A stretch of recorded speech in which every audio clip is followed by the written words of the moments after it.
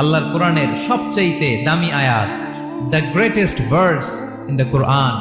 উবাই ইবনে কাব রাদিয়াল্লাহু তাআলা আনহুকে বিষ্ণু সাল্লাল্লাহু আলাইহি ওয়াসাল্লাম জিজ্ঞেস করলেন, উবাই বলো তো কোরআনের কোন আয়াতটা সবচেয়ে সেরা? উবাই জানেন, তারপরে বললেন আল্লাহু ওয়া রাসূলুহু আ'লাম, আল্লাহ রাসূল ভালো জানেন। দেখেন কত বিনয়ী ছিলেন সাহাবারা, জেনেও উত্তর দিতে চাইতেন না, ভাবতেন না জানি বিশ্বনবী নতুন কিছু আমাদেরকে জানায়। বিশ্বনবী আবার বললেন, তুমি কি জানো কোরআনের সবচেয়ে শ্রেষ্ঠ আয়াত কোনটা? এবার উবাই ভাবলেন এবার আমি উত্তরটা দিয়েই দেই। তিনি বললেন আয়াতুল কুরসি, আল্লাহু লা ইলাহা ইল্লা হুয়াল হাইয়ুল কাইয়ুম, এটা শ্রেষ্ঠ আয়াত। বিশ্বনবী খুশি হয়ে উবাই ইবনে কাবের বুকে একটা চাপড় মারলেন, এরকম আদরের চাপড় দিয়ে বললেন, লিয়াহনিকাল ইলমু ইয়া আবুল মুনজির, হে আবুল মুনজির, জ্ঞান এবং প্রজ্ঞা তোমার জন্য মোবারক হোক, তুমি ঠিক বলেছো। সুবহানাল্লাহ পড়ে।